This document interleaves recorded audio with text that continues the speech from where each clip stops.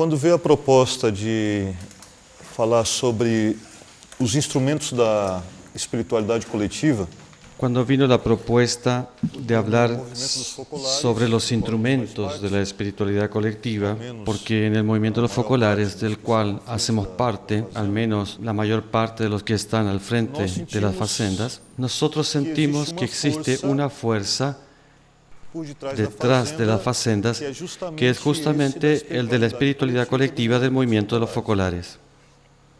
Espiritualidad colectiva significa ya, por el mismo nombre, que no es algo que tiene que ver con un crecimiento individual o aislado. En la Iglesia, a través de los siglos, hemos recibido la riqueza de muchas espiritualidades que se desarrollaron en la Iglesia y una espiritualidad que generó santos y los generaba de acuerdo a su época.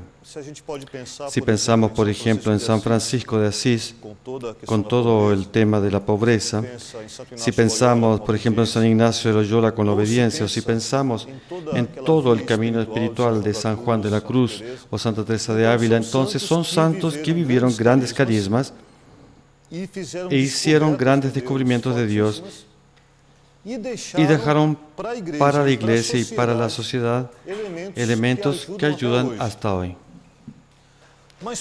Pero porque no era una exigencia de la época, todo se hacía en un estilo de relación más bien individual. Aún si existía la fuerza de la comunidad ya desde el comienzo de la Iglesia, pero no es que venía en relieve la comunidad en sí, la santidad. El crecimiento de cada uno era algo individual delante de Dios. Por ahí, en una época como la nuestra, en donde el individualismo es tan fuerte, parece que Dios pide en este tiempo otra cosa, una espiritualidad de grupo, una espiritualidad colectiva, que en la vida de la facenda esto entra de una manera muy práctica. Por ejemplo, en la droga. Buena parte de los que usan drogas, si no es la gran mayoría, tiene un grupo al cual pertenecen, ¿no? ¿No es verdad? Entonces nuestros jóvenes que vienen del vicio pertenecieron a algún grupo. Entonces, cuando llegan a la facenda, necesitan encontrar ahora la gracia de otro grupo que vive un principio completamente contrario a aquel principio de muerte y que desarrolle su metodología o su regla o que desarrolle su manera de vivir que sea algo bien contrario a la muerte que experimentaban antes. Entonces, cuando por ejemplo hablamos de comunión de almas, intercambio de experiencias, son elementos propios de quien vive en una comunidad nuestra, porque son instrumentos de esa espiritualidad colectiva, quedando o no directamente dentro de una facenda, van a estar ligados de cierta forma a instrumentos que son la base de aquello que llevamos para adelante con los jóvenes. Y no solo con los jóvenes, porque no es algo solo para los jóvenes de la facenda. Es algo que es para las familias, es algo que es para la Iglesia, es algo que la humanidad de hoy necesita. Entonces nosotros tenemos instrumentos que son respuestas para la crisis de hoy.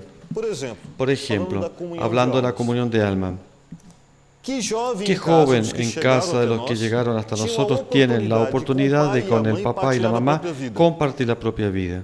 Si ustedes preguntan, con mucha seguridad, alguien va a decir, yo tenía la libertad de acercarme a mi padre y a mi madre y nosotros compartíamos lo que estábamos sintiendo, o compartíamos lo que estábamos viviendo, o compartíamos los dolores, o conversábamos sobre las dificultades o sobre nuestras cosas personales. Varios de ustedes que están aquí vienen de esa realidad. Y cuando llegan a la facenda, se enfrentan con la realidad de la comunión de almas. En estos días me preocupé un poco porque percibí en una comunión de alma a la que yo fui después de participar de varias, que seguía una cosa que era un poco un esquema así. Los jóvenes comenzaban a hablar. Mira, en el trabajo estoy así. En la convivencia estoy así, y en la espiritualidad estoy así, y ya. Eso para mí fue una muerte, porque nunca entendí la comunión de alma como algo esquemático. Y no puede ser algo esquemático porque nuestra alma no es esquematizada. Puede ser que en alguna situación se tenga que pedir para ayudar a alguien hasta un método que facilite. Pero si no cuidamos una cosa como esta, de decir a nuestros jóvenes que llegan, ustedes hablan del trabajo, de la espiritualidad y de la convivencia, tú comienzas a sacar comer toda una experiencia de comunión verdadera. Y tú comienzas ahora a determinar y a colocar en una cajita bien segura, bien determinada, solo aquello de lo que Él puede hablar. Puede haber ahí una comunión. Pero lo que normalmente va a suceder es que se comienza a estructurar algo que no da libertad al otro de expresar lo que tiene en el alma. Expresar lo que tiene en el alma. Esto lo aprendemos aquí en la colectividad, porque yo hago comunión de aquello que yo tengo dentro. Nosotros estamos llamados a la comunión de bienes, porque quien está en la vida que nosotros tenemos necesita hacer la comunión de bienes. Y quien va a misionar necesita estar dispuesto a hacer la comunión de bienes. Yo no puedo imaginar que uno tenga algo que otro no va a tener. Porque es de naturaleza la misión, es de la naturaleza de la misión el compartir, es naturaleza del Evangelio el compartir. Y si en las cosas materiales tenemos ese criterio, imagina ahora en las cosas espirituales. Y si no nos cuidamos, nos volvemos egoístas del alma. Egoístas del alma. Esto también después se va a reflejar en la parte material. Se va a reflejar en la parte material. Tú puedes exigir el compartir del común, a veces en una casa de los jóvenes, pero de lo que tienes dentro, tú no consigues compartir. Es necesario que se comparta.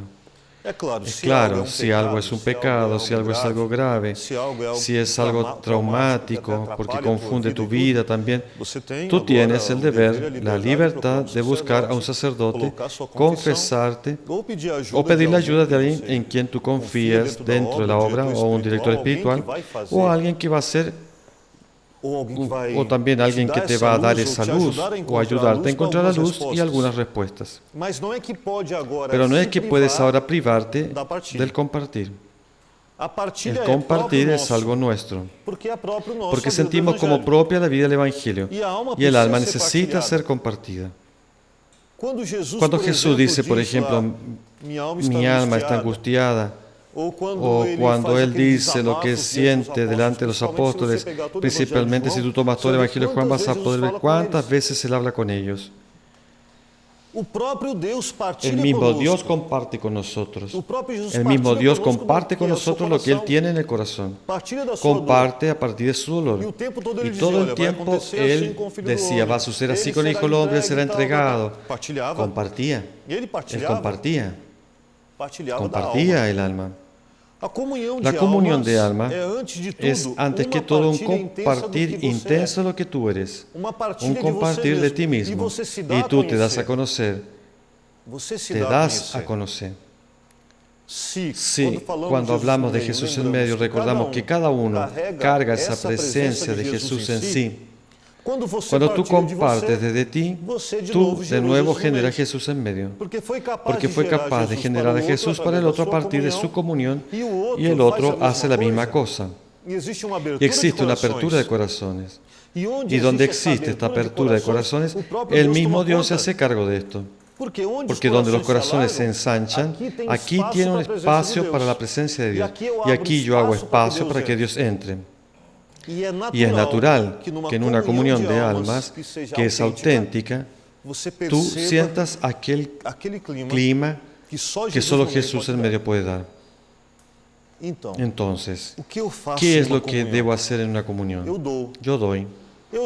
¿Puedo yo entregar los sufrimientos? Sí, yo puedo dar mi sufrimiento. En la comunión de alma yo puedo donar proyectos. Pero en una comunión de alma puedo donar principalmente aquello que Dios está construyendo en mi alma. Aquello que yo siento que Él hace día a día. También puedo donar algún defecto que yo percibí y que ahora necesito de la ayuda de la comunidad para trabajarlo, y presento esto. Puede ser a veces un dolor y presento esto. En aquella comunión yo presento aquello que a veces me incomoda, las espinas que me afligen tantas veces, a veces aquel sentimiento que quedó. Pero antes que todo necesito compartir aquello que Dios me da momento por momento. Esto es comunión de alma. Esto es compartir el alma. Esto es una experiencia auténtica de vivir con Jesús en medio. Entonces sería muy interesante que en nuestras casas nunca entráramos en un esquema, porque tú comienzas casi a paralizar la acción de Dios o a limitar la acción de Dios dentro de algunas cositas que son limitadas. Nosotros sabemos que el trípode de la facenda es espiritualidad, trabajo y la convivencia. Pero el trípode, ¿qué es el trípode? Aquello que sostiene, aquello que da la base, para que otras cosas sean colocadas encima. Pero aquí también tienes una barra, toda la parte de encima, de sustentación, tienes todo el resto. Nosotros no somos solo el trípode, ese es el trípode de la recuperación. Y si vemos aquí, tiene relación con la Trinidad. Si yo pienso trabajo, espiritualidad y convivencia. Trabajo, espiritualidad y convivencia. Entonces, si yo me recuerdo a Jesús hablando, mi Padre trabaja siempre, por eso también trabajo. Dios que crea el mundo, Dios que actúa, trabajo. Si yo veo en el ámbito de la Trinidad, yo puedo percibir eso. Si yo veo, por ejemplo, Dios que se hace uno con la humanidad, vino a vivir en medio de los hombres, convivencia. Y la espiritualidad, ese amor que circula, Espíritu Santo. Entonces, la base de la recuperación es la base trinitaria. Y la comunión de alma es eso también, es un acto trinitario. ¿Por qué? Porque en la Trinidad, como vimos la otra vez, existe el que ama y el que es amado, y un amor que circula. Son palabras de San Agustín, ¿no? Aquel que ama, el amado y el amor que circula. ¿Y por qué es inmenso? Porque es un amor muy grande. Es aquel que ama infinitamente, el que es amado infinitamente, y el amor infinito se desborda a toda la humanidad. En una comunión de alma también tiene que haber eso. Aquel que escucha por amor, aquel que habla por amor y el amor que circula. Aquí entra la acción trinitaria. Aquí entra una acción de Trinidad, de convivencia trinitaria. Si queremos tener una práctica que se inserte en esta vida trinitaria de Dios, es la vida de comunión. Porque la Trinidad, antes que todo, es plena comunión, un pleno compartir de lo que cada uno es. Y en esa donación plena, nosotros recibimos las gracias. Es claro, aquí cuando yo hablo de experiencia trinitaria, es algo muy limitado para nuestra humanidad. Pero podemos hacer esta pequeña experiencia, esta limitada experiencia, a través de nuestras comuniones. Entonces yo quiero repetir esto aquí. ¿Qué es la comunión? Aquel que habla por amor, porque quiere donar por amor aquello que tiene. Aquel que escucha por amor, porque quiere recibir por amor aquello que el otro tiene. Y ese amor que circula entre todos. Esto para la comunión. Ahora, la comunión, ella entra en otra dimensión todavía, que va en la parte práctica. Es lo que llamamos como intercambio de experiencias o comunión de experiencias, como escuché muchas veces en la parte femenina, que a mí me gustó mucho, comunión de experiencias. Porque no es simplemente intercambio. Porque intercambio para mí es algo así como yo tengo algo que está sobrando o que yo no deseo más, entonces yo se lo doy al otro y él me da otra cosa que él no quiere más. Y no es eso lo que sucede en nuestros intercambios de experiencias. Lo que vivimos en el intercambio de experiencias es una verdadera comunión y es una riqueza muy grande. Es una comunión de riquezas, una comunión de riquezas. Imagino que ahora yo tengo un tesoro con mucha riqueza dentro, el otro tiene otro tesoro con mucha riqueza dentro y dice para mí, mira, puedes tomar de acá aquello que tú sientes que puede ser tuyo, y el otro dice, no, pero tú también puedes tomar de aquí aquello que tú sientes que puede ser tuyo. Es esto lo que sucede en una verdadera comunión de experiencia o en un intercambio de experiencia. Cada uno toma del otro aquello que es necesario para su alma, para su vida. Para el intercambio de experiencias puede existir un criterio que me ayuda a direccionar lo que es una experiencia verdadera. Porque no es cualquier experiencia. No es cualquier experiencia. Porque existen experiencias que son las experiencias de vida, alguien que es entendido en un sector de trabajo, alguien que hace experiencias científicas. Un día yo recuerdo que del bus a un coordinador entusiasmado una señora preguntó, ¿pero qué es lo que hace usted en ese lugar? Y él dice, no, él ya era un voluntario, entonces responde, no, yo estoy haciendo experiencias allá, estoy haciendo una experiencia. Ahí la mujer dice, usted es científico. No, no soy científico. Nuestra ciencia es otra, nuestra ciencia es otra. La palabra, descubrimos, es para ser colocada en práctica. Es para ser colocada en práctica. ¿Por qué es que descubrimos? Porque es muy normal en nuestra cabeza querer hablar sobre la palabra. Y tenemos que tener cuidado porque hasta muchas veces hay coordinadores, padrinos o personas que son responsables. Olvidamos y en un intercambio de experiencia comenzamos a hacer meditación sobre la palabra. Es importante que se haga meditación sobre la palabra, pero esto ya tiene un horario, que es el horario de meditación. Es importante hacer un sermón sobre la palabra, o explicación de la palabra, o para quien estudió Biblia a fondo, de dar explicaciones un poco más técnicas sobre la Sagrada Escritura. Pero esto es una parte. Pero si vemos en el Evangelio, no es que Jesús dice, preocúpense ahora en hacer meditación de la palabra. Preocúpense en hacer estudios técnicos sobre la palabra. No, eso es toda una riqueza que nosotros tenemos y que podemos usar. Ahora, Él pidió colocar la palabra en práctica. Cuando nos miren a ustedes y digan, miren cómo se aman, o aquel que escucha la palabra y la coloca en práctica, entonces, la práctica de la palabra. Y aquí entra toda la parte del Evangelio que habla de aquella luz que no se enciende para esconderse. La palabra es, antes que nada, una luz. Es, antes que nada, una práctica que genera luz en el ambiente. ¿Y cómo es que esa práctica puede generar luz en el ambiente? ¿Cómo es que esa práctica puede generar luz en el ambiente? Es siempre importante que cuando hablamos de la experiencia de la palabra, y nosotros y ustedes van a hablar a muchos, que esté dispuesto también a contar experiencias concretas que tú puedes vivir de la palabra. Experiencias concretas que tú puedes vivir de la palabra. Y para eso tú necesitas tener aquella palabra que es palabra de Dios. No es cualquier palabra. No es cualquier palabra. Vimos en el otro encuentro que Sidabar, ese dabar, esa palabra, ese verbo, eso que desde el inicio se habla en el Evangelio de Juan, y el verbo se hizo carne. Esa palabra de Dios que se realiza, es necesario, antes de todo, que esté en nuestro corazón algo que es palabra de Dios. No es cualquier palabra. No es una palabra de la filosofía. Aún si la filosofía puede tener palabras que también vinieron del Evangelio. No son palabras técnicas. No son palabras de algún descubrimiento psicológico. Es palabra de Dios. Antes que nada, palabra de Dios.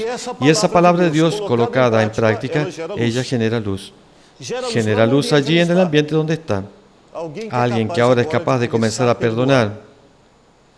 Yo me recuerdo de uno de nuestros jóvenes que llegó y que no le daba los buenos días a ninguno. Y tuvo dificultades con cuántos se encontró en el día. Y durante 2 o 3 semanas en la facenda, a nadie le daba los buenos días. Después él nos contó que se programó. No, yo tengo que comenzar a amar y voy a comenzar dando los buenos días. El primer día se propuso dar buenos días a todos y de nuevo no consiguió dar los buenos días a nadie. Al otro día pensó, pero aquí falta amar. Yo tengo que amar. Por causa de la palabra lo tengo que hacer. Y consiguió con mucho esfuerzo dar los buenos días al primero. Buen día para el segundo, buen día para el tercero, buen día para otro. Más tarde comenzó a sonreír, más tarde comenzó a ayudar, más tarde.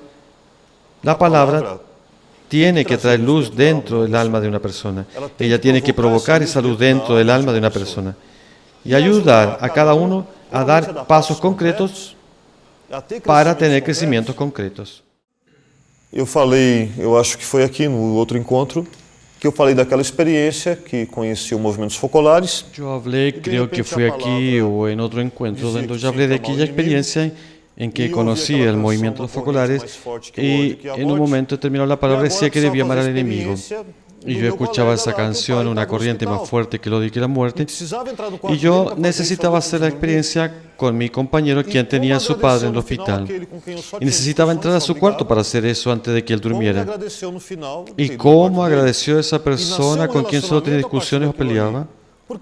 ¿Cómo me agradeció al final haber ido a su cuarto? Y nació una relación a partir de esto, porque la palabra vivida crea relaciones también con el otro.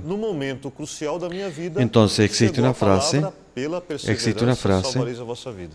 en un momento decisivo de mi vida, llegó la palabra, por la perseverancia salvarán sus vidas. Llegó esa palabra y me hizo cambiar mi vida. Y esa palabra la guardo hasta hoy. Entonces, y el hecho era que yo quería desistir de todo. Yo ya había decidido desistir de todo, de mi búsqueda de Dios y todo lo demás. Por la perseverancia salvarán sus vidas. Entonces tienes una frase y tienes un hecho. Y esa perseverancia me sirvió para encontrar mi vocación aquí dentro. Y entonces tiene un fruto. Una frase, un hecho y un fruto. Una frase, un hecho y un fruto. En portugués son 3 F, frase, fato, fruto. No aquella 3 F del café del cual hablamos, sino que ahora son 3 F realmente de experiencia de Dios, que traen resultados en la vida de la persona y en la vida de quien está comprometido. Puede ser que tú en algún momento ni percibes que está sucediendo, pero después Dios actúa. ¿Y por qué actúa? Porque fue hecho a Él. La experiencia de la palabra. La palabra es Dios. Él es el verbo, Él es la palabra. Y si yo coloco la palabra en práctica, yo estoy dando a Dios al otro. Y doy Dios al otro, siendo que en el otro ya existe Dios. El otro tiene esa presencia de Dios. Entonces, de nuevo, ¿con qué nos vamos a encontrar? Si sucedió algo auténtico, si tú fuiste tocado por Dios por causa de esa experiencia y ese Dios que te tocó a ti permite que esa presencia de Dios en ti salga también en dirección al otro, de nuevo tenemos Jesús en medio. Y Él de nuevo realiza milagros y da la luz. Percibieron que toda nuestra realidad conduce en el fondo a quién, a Jesús en medio nuestro. Toda nuestra práctica de espiritualidad colectiva, tiene uno que es el centro, que es Jesús en medio. El intercambio de experiencia también tiene eso. Ahora, usted imagina si usa el intercambio de experiencia para atacar a alguien. Tú quieres atacar a alguien, quieres humillar a alguien. Entonces tú dices, tengo un hermano en la casa que yo sé que tiene muchas dificultades y por causa de eso yo decidí entonces que voy a amarlo a ese hermano y en estos días yo lavé algunas cosas para él. Hice algunas cosas porque sé que él es difícil. El otro sabe que tú lavas las cosas para él. No puede ser que para los otros, caramba, qué bacán es él, qué bueno que es. Ahora, el otro del cual usted habló sale de ahí humillado. No fue tocado por Dios. Y usted no habló por causa de la palabra, tú hablaste con el objetivo de disminuir al otro. No es intercambio de experiencia, no es comunión de experiencia. Es simplemente un acto de arrogancia de nuestra parte, del convencimiento de que somos mejores que otros. En estos días también hablábamos que en el intercambio de experiencias rápidamente logramos manipular. Tomamos una cosa que sucedió, comenzamos a forzar con que aquello se ajuste en alguna palabra y quedamos pensando en cuál palabra, y allí aplico alguna cosa y digo, fue así. Pero ni recordaba la palabra. Ahí ustedes pueden preguntar, escucha, pero viví la palabra. No es que después comenzamos a vivir auténticamente. No. En la palabra no existe nada de automático. Existe una práctica que comienza a ser común en nuestra vida. Pero rápidamente, si yo no me cuido, comienzo a olvidar la palabra y a hacer porque se me hizo de costumbre. Y nosotros no amamos simplemente porque es costumbre. Nosotros amamos porque está Jesús en el otro.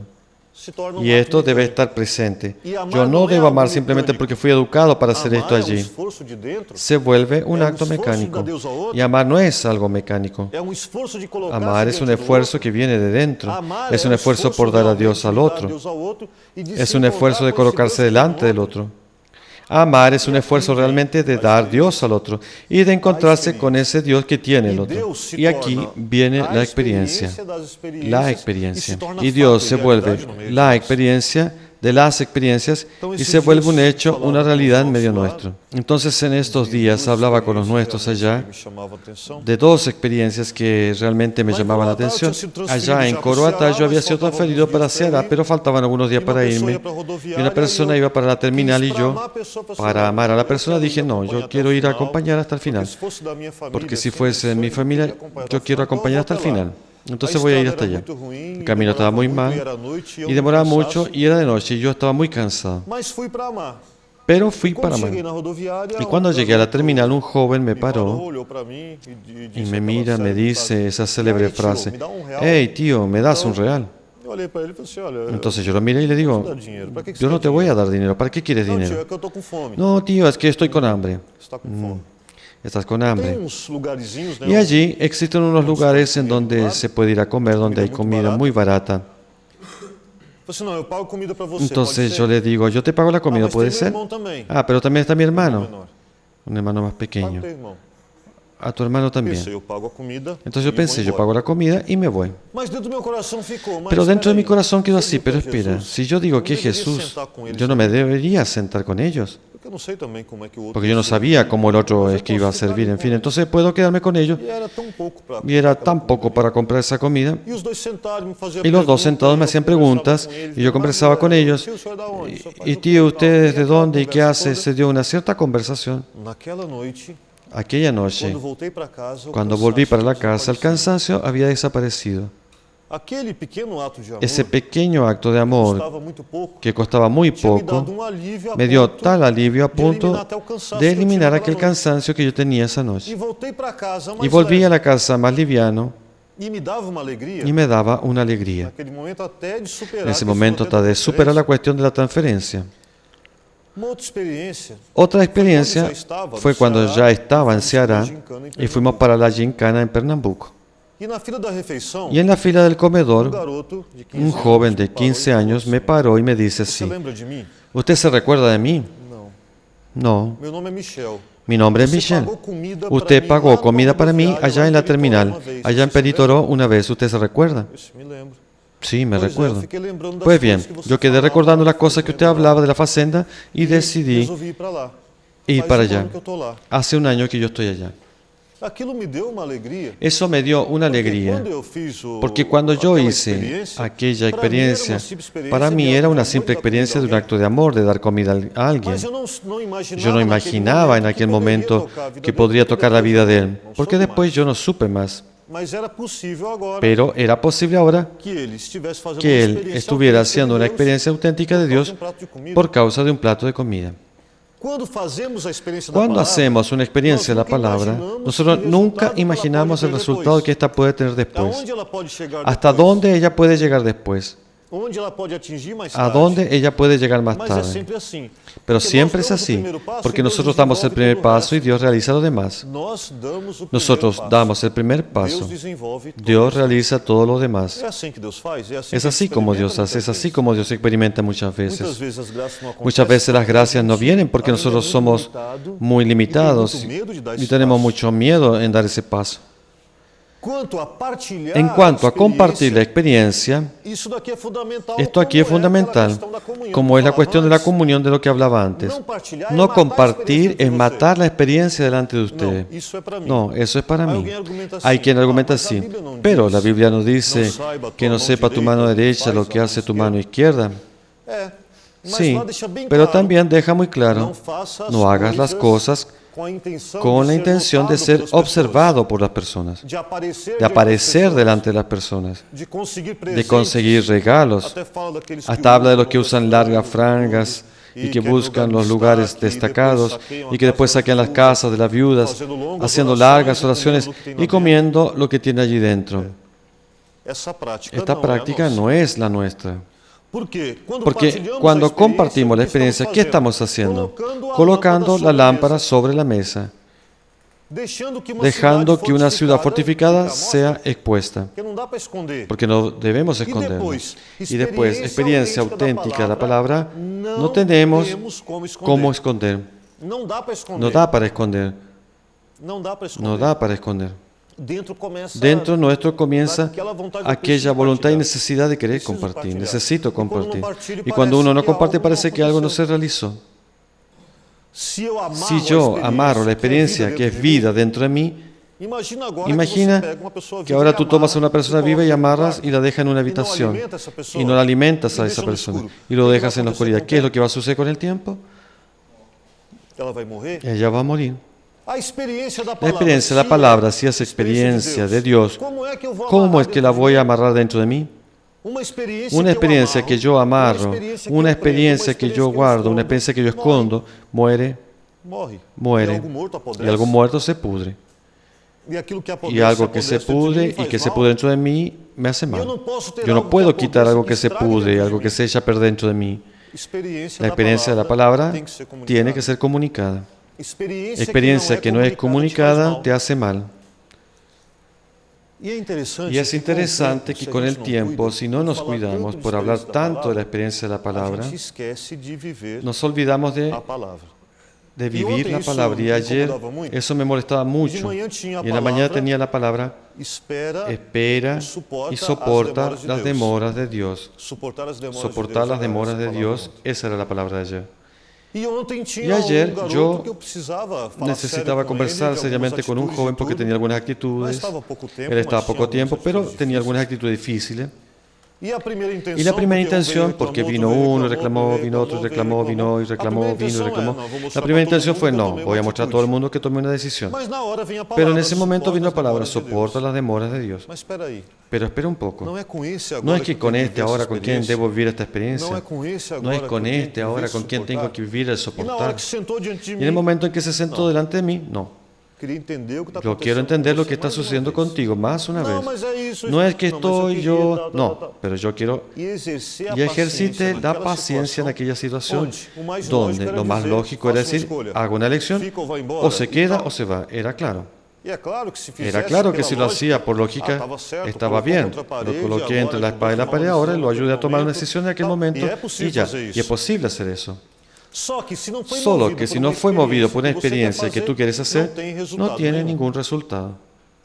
Y hoy pude darme cuenta que durante el tema era uno de los que estaba más atento y daba una respuesta. Y ayer en la noche, en otra situación, soporta las demoras de Dios. Porque tiene otras cosas que van a demorar mucho más y que voy a tener que aprender a soportar. Y las respuestas vienen. Las respuestas vienen. Y todavía más una cosa. No quede esperando que vivir la palabra o contar experiencia de la palabra. Tiene que ser de algo grande. Eso ya nosotros acá lo aprendemos. Nuestras experiencias comienzan en cosas simples del día a día. Porque si no, rápidamente queremos experimentar grandes cosas, pero en aquella pileta que puedo lavar, yo no lo hago más. En aquella pileta que puedo, no hago más nada.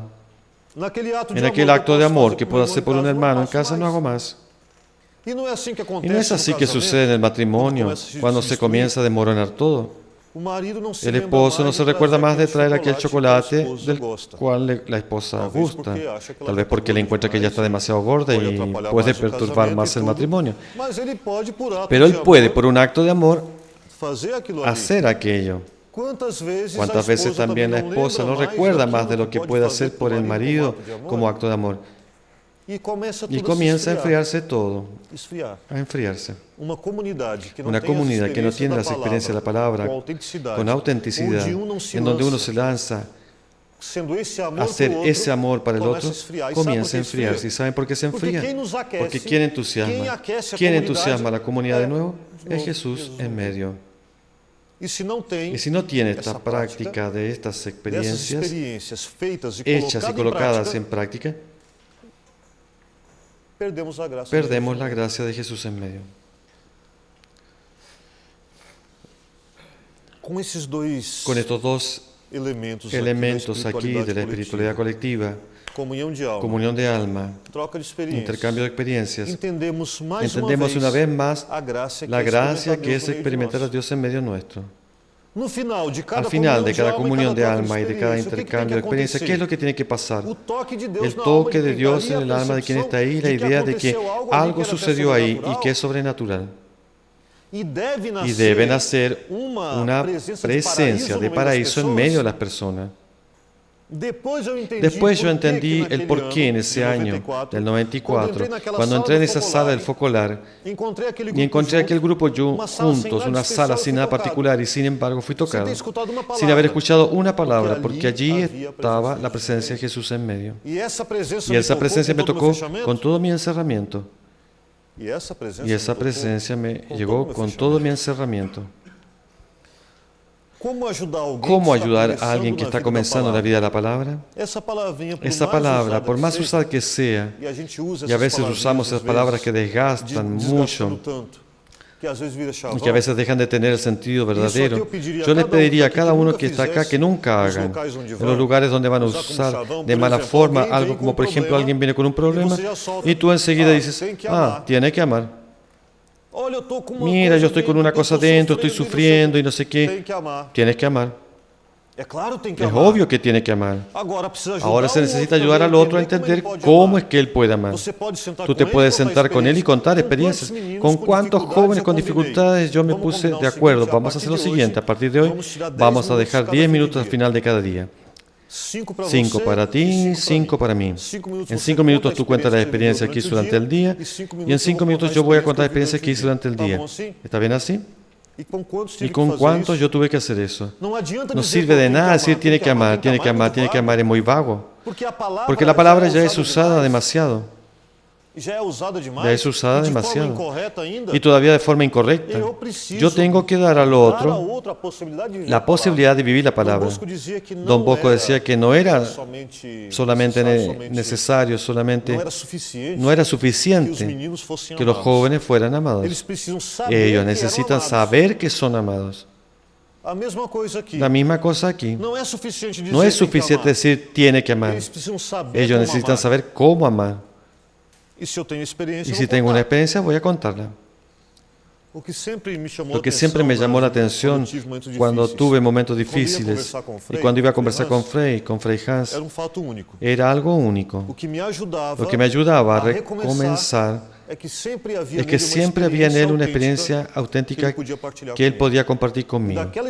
Y de su experiencia, ¿cuántas veces saqué fuerzas? En cuántos momentos de rebeldía interior yo venía y compartía con él, sacaba para afuera todo lo que tenía en el alma y él compartía conmigo experiencias que él tenía y muchas que nunca no escuché a él contar públicamente.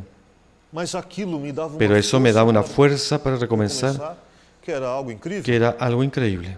Y allí yo sabía que había algo verdadero de Dios en aquella experiencia de fe, porque algo inventado no sería capaz de tocar mi alma y de devolverme la paz en esos momentos.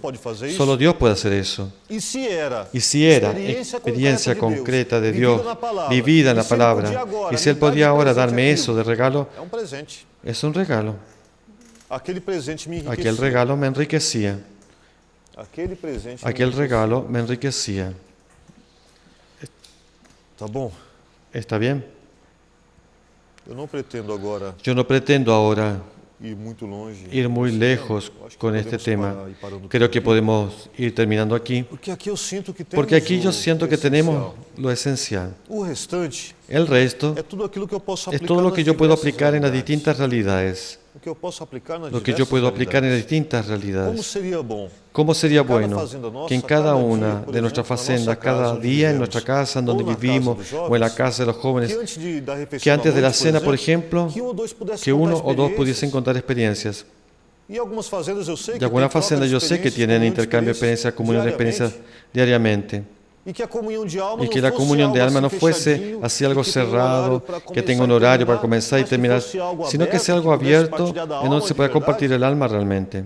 Y después, si quieren realmente entender sobre comunión de alma, pidan después para el grupo que trabaja acá en Retorno a Vida, con imagen y todo, existe un video, un DVD sobre comunión de alma que fue hecho aquí en la casa de formación una vez en torno a la fogata. Aquello es un espectáculo realmente de una clase de comunión de alma hecha por nuestros jóvenes. Aquello es algo muy bonito. Si después en algún momento pueden verlo, uno ve lo lindo que es eso. Qué bonito es aquello. Comunión de alma e intercambio de experiencias, instrumentos de la espiritualidad colectiva que no me permiten más vivir en mi individualismo o encerrado en mí mismo, pero que me pide y exige por causa del Evangelio que yo pueda dar de mí para el otro y que yo pueda recibir del otro. Experimente la alegría de estar en aquella sala, en aquel grupo, debajo de aquel árbol, en aquel auto, en aquella situación y experimentar el paraíso allí. Necesita de la Trinidad allí, pedazo de cielo allí. Instrumentos. Darnos cuenta de que tenemos en nuestras manos instrumentos para construir el reino de Dios, el cielo aquí en la tierra. Tú estás aquí ahora, aquí en la experiencia que tenemos, con asada, pala, picota o rastrillo, cosas para ayudar en esta construcción de este paraíso aquí. Instrumentos de una espiritualidad. Y el resto, realmente, si es expresión de esa autenticidad, solo va a poder traer alegría para nosotros y para quien convive con nosotros. ¿Está bien, no?